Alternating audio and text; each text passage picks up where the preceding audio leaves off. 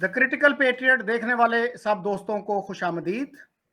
आज मेरे साथ इस्लामाबाद से शरीके गुफ्तगू हैं डॉक्टर सैफ मलिक साहब। मलिक साहब ने अपनी एमएससी और एमफिल पाकिस्तान स्टडीज़ में और फिर एशियन स्टडीज़ में कायद आज़म यूनिवर्सिटी से पीएचडी की, और उसके बाद जो है ये मिलिट्री के साथ इन्होंने 30 साल काम किया।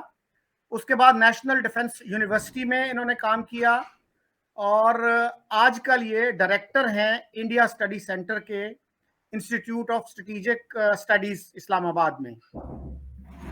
मलिक साहब, हम अपने थिंक टैंक से ही शुरू करते हैं कि इस वक्त जो है सबसे ज्यादा थिंक टैंक्स जो हैं वो अमेरिका में हैं 2000 के करीब।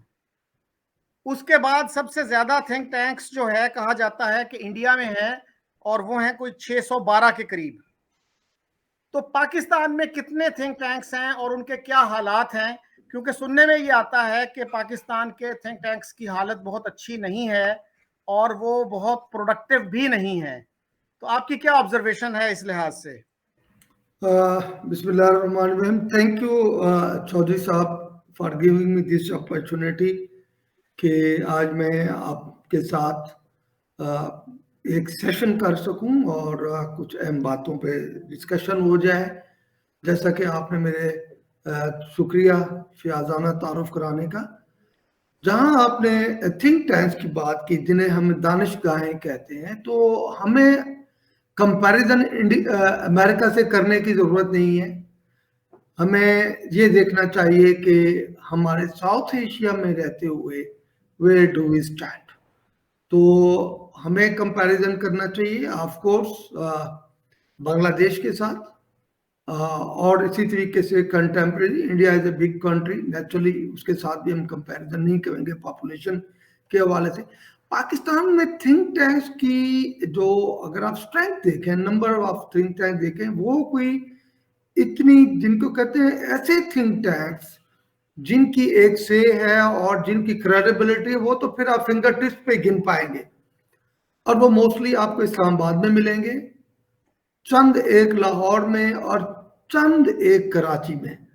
तो हमारे पास वो थिंक टैंक जो वाकई जिनकी एक स्टैंडिंग है, एक रिप्यूट है, इंटरनेशनल स्टैंडिंग है, उनकी तादाद कोई इतना कोई बड़ा नंबर नहीं है जिसके बारे में बता सके। तो जो मैंने कभी लिस्ट किए थे when I was in NDU, उधर भी I was a part of इसरा इज अ थिंक टैंक। तो मैंने ये काउंट किया था कि इस्लामाबाद में भी कोई डजन प्लस थिंक टैंक हैं जो वाकई मुख्तलिफ अमूर के ऊपर अपना रिसर्च वर्क कैरी कर रहे हैं। सही। अच्छा मलिक साहब, अर्जेंटीना एक छोटा सा मुल्क है और उसकी आबादी है कोई 45 मिलियन और वहां पे 227 थिंक टैंक हैं। बहरहाल हम थोड़ा सा आगे बढ़ते हैं। तो ये बताइएगा कि पाकिस्तान में इंडिया के हवाले से सबसे बड़ी मिसकंसेप्शन या गलतफहमी क्या पाई जाती है? पाकिस्तान में इंडिया के बारे में दो तीन चीजें हैं कि अगर आप मिसकंसेप्शन की बात करते हैं तो मिसकंसेप्शन के लिए आपको कोई डायमेंशन भी मुतय्यन करनी पड़ेगी, खा वो पॉलिटिकल है, खा वो मिलिट्री है, और खा वो इकोनॉमिक है। तो आप थोड़ी सी एक डायमेंशन वाजे कर दें, मिसकंसेप्शन इन विच अकाउंट, ताकि हमारा क्वेश्चन क्लोज एंडेड हो। मसलन पाकिस्तान के जो लोग हैं उनके बारे में ये कहा जाता है कि वो इंडिया से बहुत नफरत करते हैं, हिंदुओं से बहुत नफरत करते हैं। तो क्या ये इंप्रेशन सही है, और ये अगर दुरुस्त है तो इसकी वजह क्या है? अच्छा, मैं जब संजीदा हलकों में बैठता हूं, नफरत वाली बात नहीं है। एक एडवर्सरी होता है, उसको मुख्तलिफ पैमाने होते हैं जांचने के, तो उस हवाले से उसे देखा जाता है। नफरत का वर्ड मेरे ख्याल में बहुत सख्त है। मैं ये कह सकता हूं कि डिसलाइकिंग हो सकती है, नापसंदीदगी हो सकती है, और ख़ास तौर पे हिंदुस्तान के साथ जो पाकिस्तान के मामलात पिछले 7 दहाइयों से चल रहे हैं। और ख़ुसूसन जब हम कश्मीर की बात करते हैं तो हम हिंदुस्तान का जो चेहरा नज़र आता है वो हमें काफ़ी भयानक नज़र आता है। फिर स्पेशली जब से ये मोदी का इरा शुरू हुआ है, जो हिंदुस्तान में जो मुसलमानों के मामलात हैं उस हवाले से भी पाकिस्तान में काफ़ी तशवीश पाई जाती है कि उनको किस तरीके से दीवार से लगाया जा सकता है। मैं आपको एक मिसाल देता हूँ। हिंदुस्तान में मुस्लिम दुश्मनी जो है उसके बारे में परसेप्शन बड़ी स्ट्रांग है पाकिस्तान में। फॉर इंस्टेंस 2 दिन पहले दुबई में पाकिस्तान इंडिया क्रिकेट मैच होता है, उनका एक लीडिंग बॉलर जो है वो मुस्लिम है और उसके खिलाफ बैशिंग शुरू हो चुकी है इस वक्त इंडिया में। तो बेसिकली मेन परसेप्शन ये है कि इंडिया जो कि बहुत बड़ा मुल्क है, काश उसका दिल भी उतना ही बड़ा होता अपने हमसायों के बारे में, अपनी माइनॉरिटीज के बारे में और स्पेशली कश्मीर के बारे में भी, तो फिर मामलात के बारे में यहाँ पे कुछ पॉजिटिविटी उसके इमेज के बारे में पाई जाती। अच्छा मलिक साहब, आपने जो बात की अभी मोहम्मद शामी की, तो उसके हक में भी तो कुछ आवाजें इंडिया से उठी हैं ना। तो आपने ये कहा कि इंडिया के मुसलमानों के साथ बड़ा बुरा सलूक हो रहा है, तो क्या ये सलूक अभी का है? मसलन भुट्टो साहब ने 1968 में कहा था कि एक्सटर्मिनेशन की एक कैंपेन चल रही है इंडिया के मुसलमानों के खिलाफ। तो उस वक्त तो बीजेपी नहीं थी, उस वक्त तो नरेंद्र मोदी की गवर्नमेंट नहीं थी। तो ये जो हमारी कंप्लेंट है ये तो बहुत पुरानी है। और किसी इंडियन से अगर आप बात करेंगे तो वो आपको ये बताएगा कि जनाब पाकिस्तान को हमारे ऊपर उंगली उठाने से पहले अपनी माइनॉरिटीज को देखना चाहिए। आपके यहाँ तो लेजिस्लेटेड डिस्क्रिमिनेशन होती है। आपने तो आइन में लिख दिया है कि कोई नॉन मुस्लिम जो रियासत के आला तरीन ओहदे हैं, सदर है, वजीर आजम है, उस तक पहुंच ही नहीं सकता। प्रैक्टिकली तो सिचुएशन बहुत ही खराब है। इवन चीफ मिनिस्टर नहीं कोई बन सकता, कोई गवर्नर नहीं बन सकता, लेकिन 2 ओहदों का तो आपने आइन में लिख दिया। और सर जब हल्फ उठाते हैं सेनेटर्स और एमएनएस, चाहे उनका कोई भी रिलीजन हो, वो प्रिजर्व करने का हल्फ उठाते हैं इस्लामिक आइडियोलॉजी को। तो ये सर हमें यानी पाकिस्तानियों को इसकी तरफ भी तो नजर दौड़ानी चाहिए कि हमारा अपना रिकॉर्ड क्या है। अच्छा, पहले तो ये आपकी बात दुरुस्त है कि इंडिया में मुसलमानों के साथ जो सलूक है उसकी हिस्ट्री बड़ी पुरानी है। हिंदू मुस्लिम राइट्स की जो फसादात हुए उसकी भी हिस्ट्री बड़ी पुरानी है। तो मैं बेसिकली उस इंटेंसिटी को वाजे करना चाहता हूं कि जब से मोदी की गवर्नमेंट आई हुई है, गुजरात से मैं स्टार्ट ले लेता हूं सपोज, उससे ऑनवर्ड जिस तरीके से उनको किनारे से लगाया गया, मार्जिनलाइज किया गया, डिस्क्रिमिनेट किया गया, उसके बारे में भी एक स्पेशल प्रोग्राम हो सकता है। लेकिन अभी हम मैं उसको सिर्फ थोड़ा सा जिक्र करता हुआ आगे निकल जाऊंगा। जहां तक आपने पाकिस्तान की बात की है, तो जनाब अगर आप पाकिस्तान की माइनॉरिटीज की आवाज से बात करते हैं तो भगवान दास यहीं पे आपका एक चीफ जस्टिस बन चुके हैं, नंबर 1। नंबर 2, अगर आप मुसलमानों जो कि 14% ऑफ द पॉपुलेशन बनते हैं, आप देख लें वहां पर मुसलमानों को, जो कि हिंदुस्तान का आइन जो कि इस चीज की गमाजी करता है कि वो ये एक डेमोक्रेटिक प्लूरिस्टिक और एक ऐसी हुकूमत रियासत होगी जिसमें बिला शुबह बिला तमीज तमाम मुल्क के सिटीजन के साथ यकसान बर्ताव किया जाएगा, तो क्या वो बर्ताव कितना एक है? तो लिहाजा मैं आपसे इत्तफाक नहीं करता पाकिस्तान में माइनॉरिटीज की स्टेट ऑफ अफेयर का कंपैरिजन इंडिया से करने के लिए। तो आप वहां पे देख लें लास्ट ईयर दिल्ली में क्या हुआ, इस साल क्या हुआ, और फिर वहां पे तो आप कश्मीर में क्या हो रहा है। तो बेसिकली जिस कंट्री ने अपने आप को बहुत बड़ी एक बिगेस्ट डेमोक्रेसी का जिन्होंने अलंबरदार साबित करने की कोशिश की, themselves their state of affairs are not worth discussing so far their minorities are concerned, and especially focusing to the Muslim. अच्छा मलिक साहब, मैंने बहुत से इंडियंस का इंटरव्यू किया है, बहुत से मुसलमानों का इंटरव्यू किया है इंडिया से। तो शाहिद सिद्दीकी साहब एक जर्नलिस्ट हैं, वो मेंबर भी रहे पार्लियामेंट के। तो उन्होंने कहा जी अक्सर व बेशतर जो फसादात होते हैं ना, वो उनका आगाज मुसलमानों की तरफ से होता है, और उन्होंने बहुत से फसादात कवर किए हैं। फसाद वहां नहीं होता जहां एक एक कम्युनिटी जो है बिल्कुल गिव अप कर दे, सरेंडर कर दे। जहां पे वो बराबर की चोट देते हैं वहां पे फसादात होते हैं। आपने गुजरात के फसादात की बात की, आपको सर पता है कि उनका आगाज कहां से हुआ था? वो गोधरा से हुआ था, जहां पे एक ट्रेन को आग लगाई गई और 59 जो लोग थे वहां जिंदा जल गए। उसके बाद फिर वो फसादात शुरू हुए, लेकिन पाकिस्तान में उनका कोई जिक्र नहीं करता। अच्छा, और आपने सर भगवान दास की बात की। भगवान दास जो थे एक्टिंग चीफ जस्टिस रहे कुछ अरसा, लेकिन जब उनकी बारी आई थी सिंध हाई कोर्ट के चीफ जस्टिस बनने की, तो उनको एक दिन के लिए भी चीफ जस्टिस नहीं बनाया गया। He was posted upstairs, he was sent to the Supreme Court. और यहां पे भी जब वो सुप्रीम कोर्ट के एक्टिंग चीफ जस्टिस बने, तो हमारे एक जर्नलिस्ट जो थे शाहिद साहब, वो जनाब पहुंच गए थे सुप्रीम कोर्ट में ही कि जी इस्लामिक मुल्क में एक गैर मुस्लिम कैसे चीफ जस्टिस बन सकता है, क्योंकि बाज़ औक़ात वो उसको एक्टिंग प्रेसिडेंट भी बनना पड़ता है, तो वो नहीं हो सकता। तो सर इस तरह से क्या हम अपनी माइनॉरिटीज में कॉन्फिडेंस देते हैं उनको कि आप सुप्रीम कोर्ट में पहुंच जाएंगे जी ये कैसे एक नॉन मुस्लिम हमारा चीफ जस्टिस बन गया, वो भी एक्टिंग चीफ जस्टिस? ठीक है।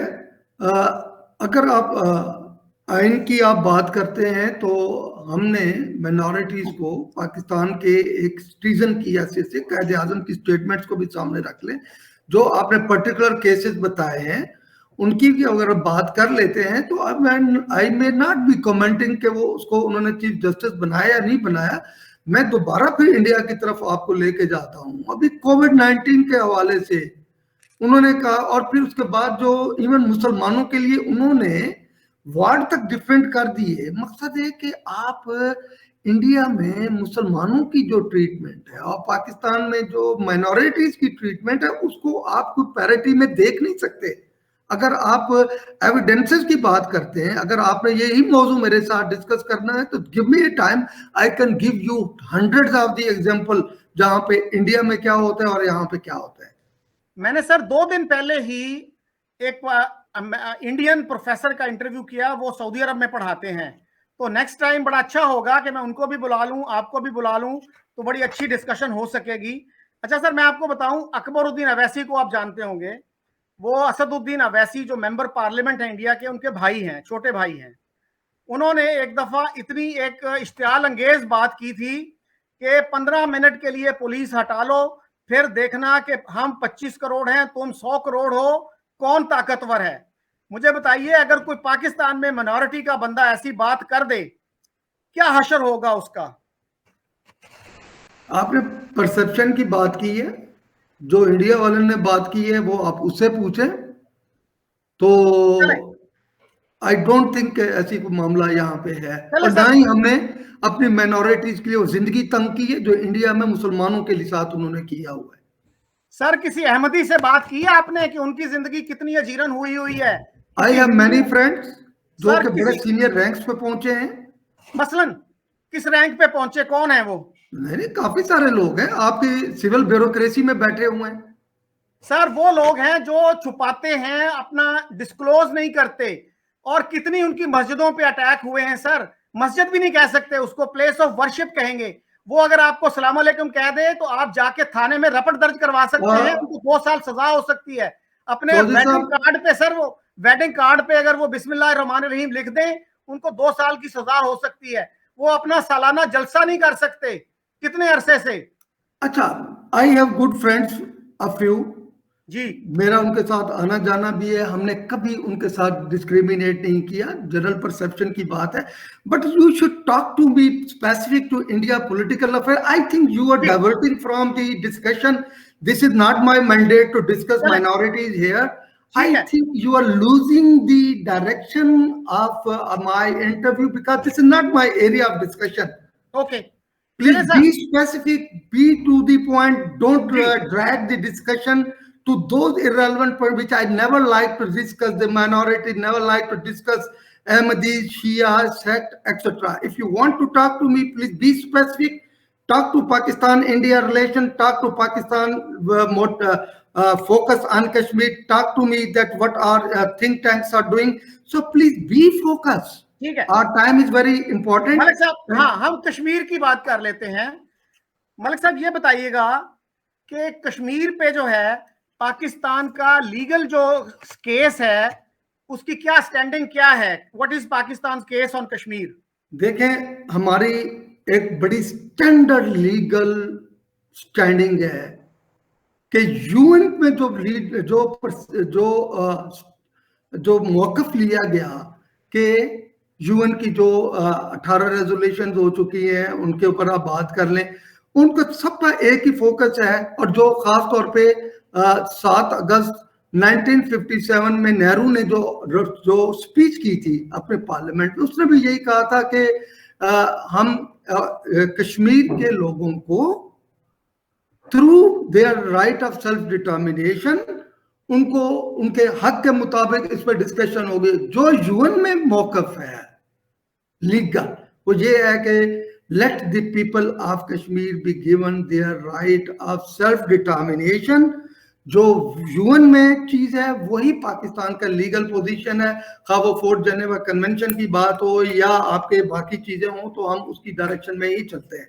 तो हमारा एक, हम ये कहते हैं कि क्योंकि since the day of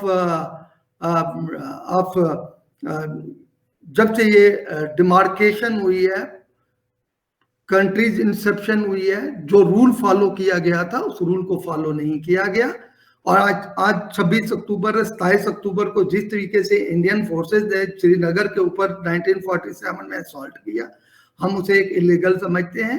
people की राइट ऑफ सेल्फ डिटर्मिनेशन की जो मूव थी, जिनको जिनको हक मिलना चाहिए था बात करने का, जिसके साथ शामिल होना चाहिए, वो नहीं दिया गया।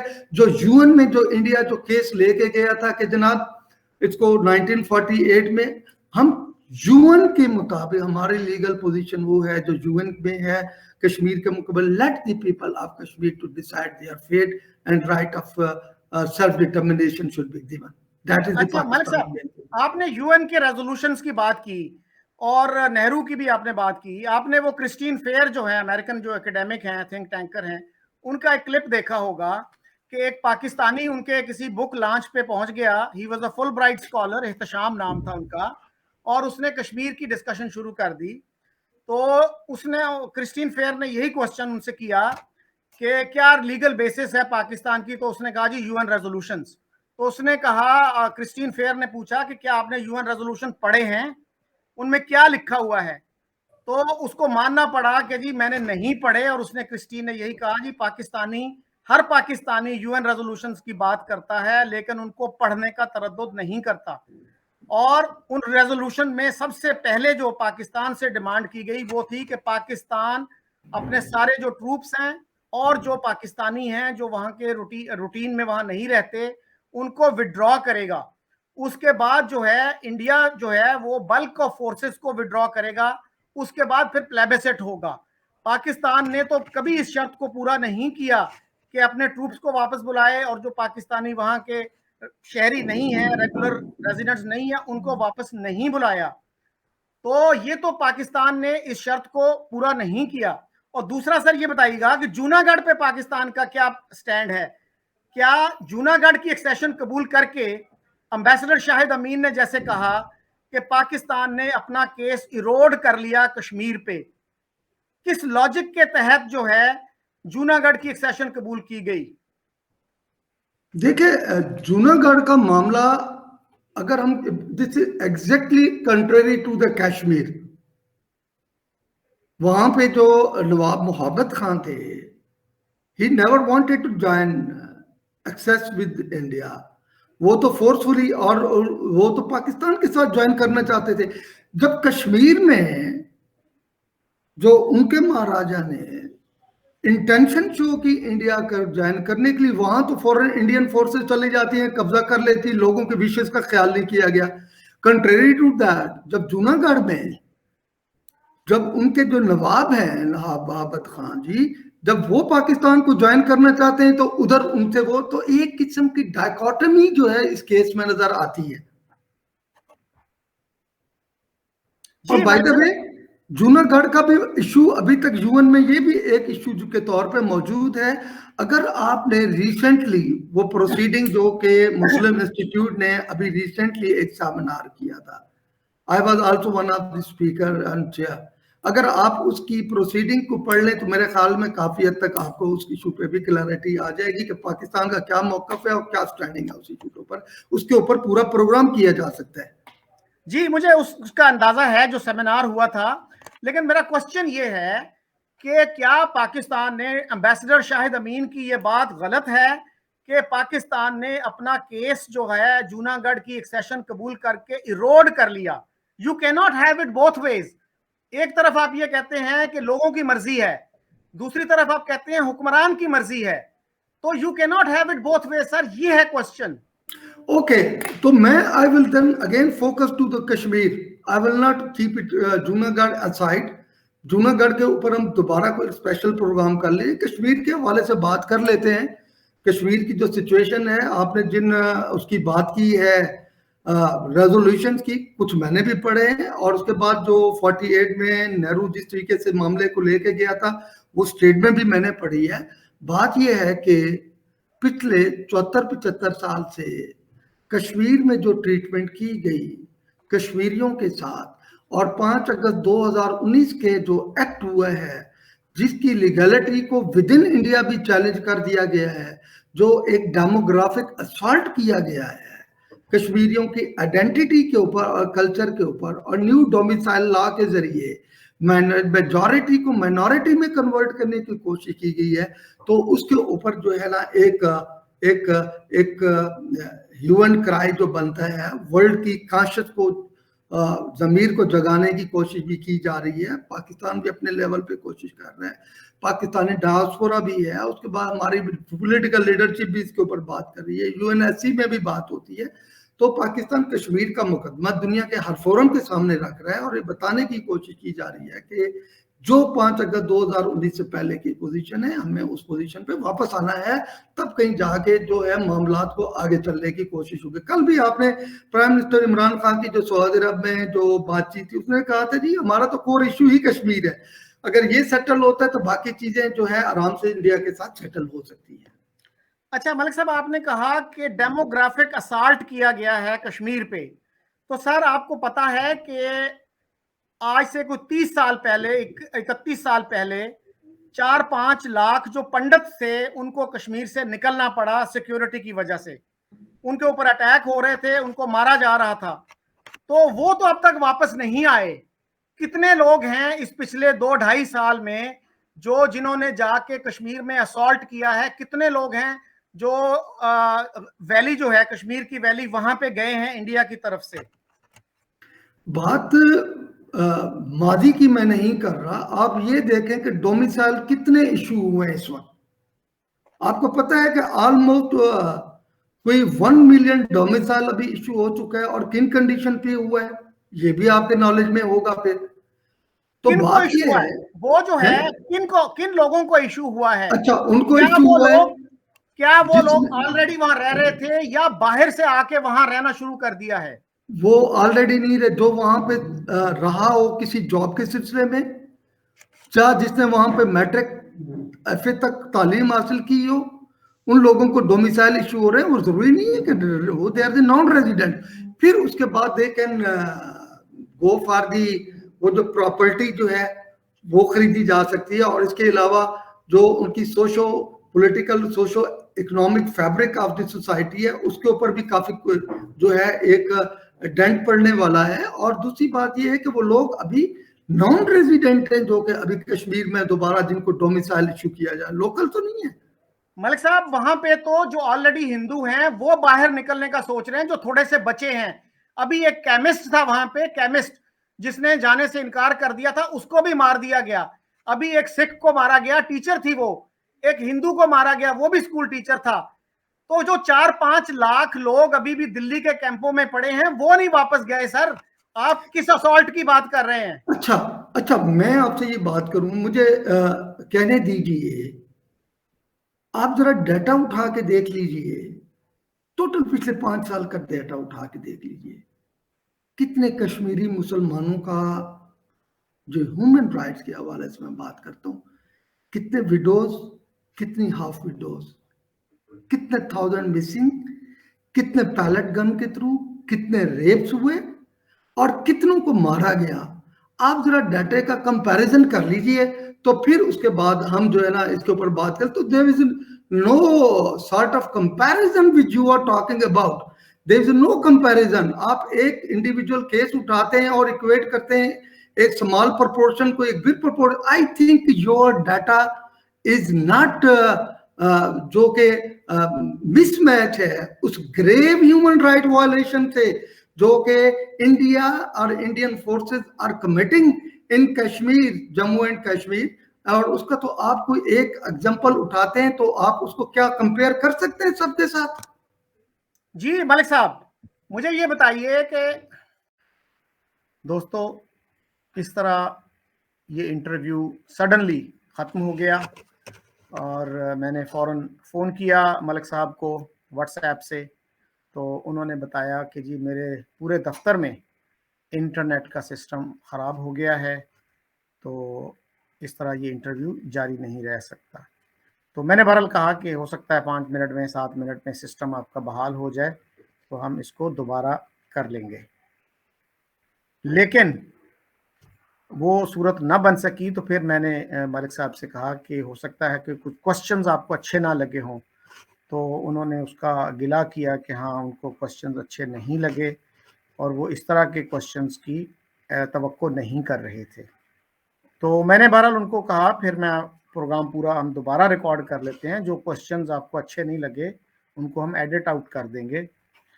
तो उस पे भी वो तैयार नहीं हुए, उन्होंने कहा जी फिर किसी वक्त देखेंगे। तो मैंने उनको ये ऑफ़र भी की कि मैं शाम को बाकी हिस्सा इसका रिकॉर्ड कर लूँगा या किसी इंडियन पैनलिस्ट को भी मैं बुला लूँगा ताकि अच्छी डिस्कशन हो सके। तो उन्होंने फ़िलहाल तो हामी नहीं भरी, लेकिन उन्होंने कहा जी आइंदा देखेंगे। तो मेरी उनको अब भी पेशकश है कि जब भी वो चाहें 1 दिन के नोटिस पे, 2 दिन के नोटिस पे मैं उनको बुलाने के लिए तैयार हूँ और अगर वो चाहें तो किसी इंडियन पैनलिस्ट को भी बुलाया जा सकता है। तो उनकी ये जो बात थी डेमोग्राफिक असॉल्ट वाली, इस पे मैं मज़ीद उनसे कुछ जानना चाह रहा था, क्योंकि जहाँ तक मेरी मालूमात हैं इंडिया के बाकी हिस्सों से लोग जो हैं वो कश्मीर जाने के लिए बेताब नहीं हैं, इसलिए कि वहाँ की सिक्योरिटी सिचुएशन ऐसी नहीं है। मेरे इल्म में ये है कि 10 अगस्त 2021 को यानी इसी साल पार्लियामेंट को बताया था गवर्नमेंट ने कि अब तक सिर्फ 2 लोगों ने जम्मू कश्मीर में ज़मीन खरीदी है जब से 370 एबॉलिश किया गया है। दूसरा मैं उनसे ये जानना चाह रहा था कि लेफ्टिनेंट कर्नल सिकंदर बलोच ने 2013 में नवाए वक्त में ये लिखा था कि जो कबायली हमला था वो सबसे बड़ी वजह बना कश्मीर के इंडिया से इल्हाक की। तो लेकिन उन्होंने मुझे ये मौका नहीं दिया कि मैं उनसे ये सवाल करूं। कुछ और सवाल भी थे। बहरहाल मेरी तवक्को ये होगी कि वो एक दफ़ा फिर मेरे प्रोग्राम में तशरीफ़ लाएं और हम खुलकर उन मसाइल पर बात कर सकें जिन पे बात नहीं हो सकी। इसी के साथ मैं आपसे इजाज़त चाहता हूँ। खुदा हाफिज़।